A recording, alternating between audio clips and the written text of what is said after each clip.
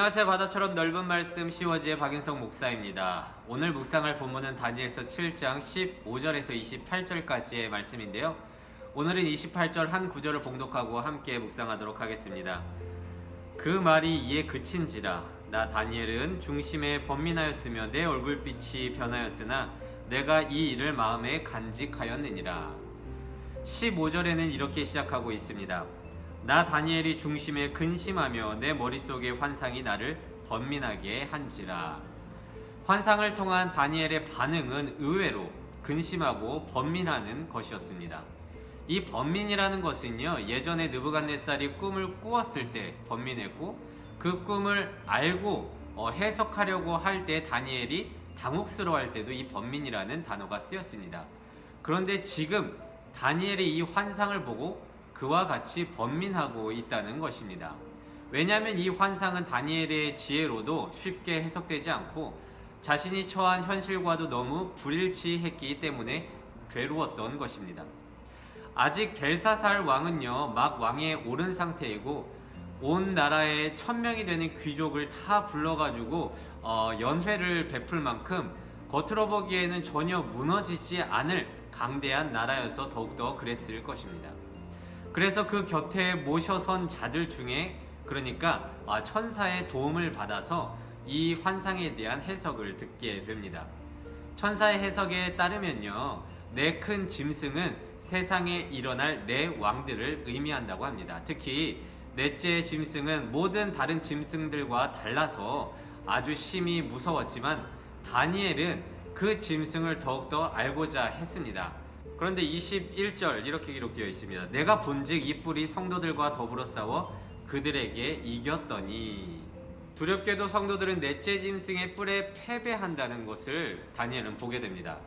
넷째 짐승과 큰 뿔로 대표되는 세상의 세력은 하나님의 백성들을 대적하여 이긴다는 것이죠.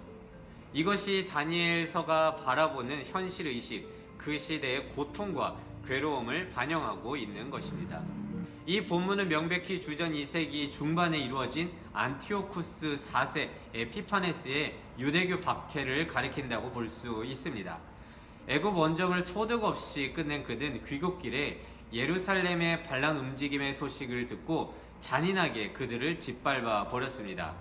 이후 군대를 또 다시 보내서 할례와 안식일 준수 그리고 돼지고기를 먹지 않는 것, 그것을 빌미로 해서 하루에도 수만 명을 죽이기도 했습니다. 하지만 이 사건만이 다니엘이 말하고자 하는 것은 아닐 것입니다. 앞으로도 넷째 짐승과 그 뿔로 대표되는 하나님과 대적하여 성도들을 괴롭히는 모든 사건들, 그러니까 유대인 학살을 일삼던 네로 황제나 그리고 나치 등과 같은 포갑적인 독재자들이 세상에 패배하는 모든 믿는 자들의 모습일 것입니다. 그게 믿는 자들의 현실이라는 것이죠. 문제는 지금 당장의 현실이 너무 힘겹고 고통스럽다는 것이고요. 이러한 현실을 어떻게 이겨나갈 것인가에 있습니다. 아니, 지금까지 다니엘과 같은 유대인, 그러니까 포로들의 인생을 보면 이기기는커녕 거의, 아니 모두 패배하고 있다고 해도 무방할 것입니다. 그런데 22절에는 이렇게 기록되어 있습니다. 옛적부터 항상 계신 이가 와서 지극히 높으신 이의 성도들을 위하여 원한을 풀어주셨고, 그리고 그들의 권세를 빼앗고 그 네 짐승들의 권세를 빼앗고 완전 멸망시킬 것이며, 27절에는 이렇게 기록됩니다. 나라와 권세와 온 천하 나라들의 위세가 지극히 높으신 이의 거룩한 백성에게 붙임 바 되리니.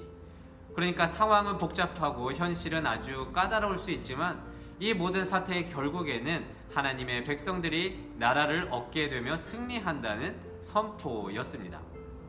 그러나 28절 오늘 봉독한 것과 같이 나 다니엘은 중심에 번민하였으며 내 얼굴빛이 변하였다 라고 기록하고 있는데요. 처음에는 이 환상을 해석할 수 없어서 번민했다면 이제 모든 내용을 알고 번민하고 있다는 것입니다.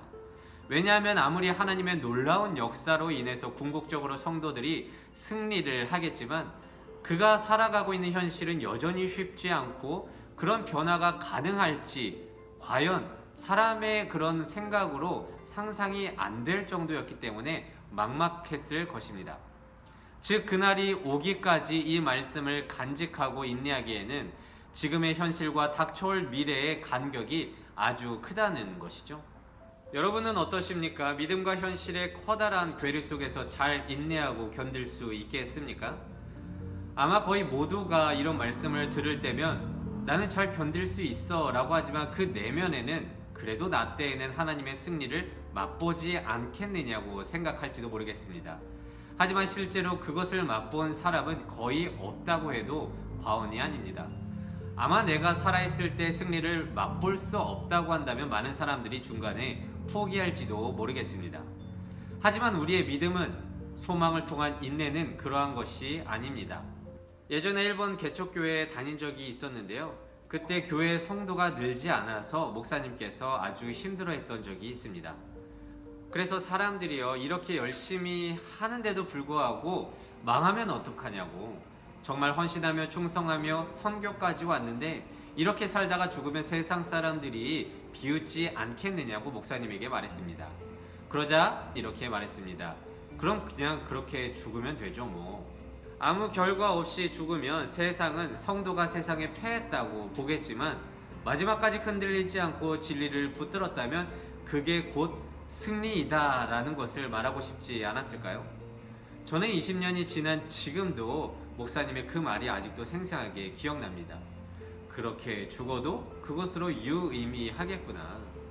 그러니까 우리가 생각하는 승리는 아주 협소한 데에 머무르고 있지 않을까? 그렇게 생각해 봅니다. 그래서 오늘은 이렇게 기도하길 원합니다. 하나님, 이 세상에 대하여 믿는 우리의 승리가 정해져 있지만 현실은 참 괴로워서 포기하고 싶을 때가 많습니다. 그때마다 우리를 붙들어 주시고 현실과 말씀 사이의 그 괴리 속에서 소망을 품고 마지막까지 인내하며 나아가는 그리스도인 되게 하여 주시옵소서. 오늘도 이 말씀을 묵상하면서 한날 승리하며 나아가는 우리 모두가 되시기를 진심으로 소망합니다. 기도하겠습니다. 이 세상의 모든 사람의 인생을 사랑하시는 하나님 감사합니다. 다니엘의 환상을 통해 세상은 궁극적으로 하나님에 의해 심판을 받고 믿는 성도들은 그 영원한 나라를 받게 됨을 우리는 보게 됩니다.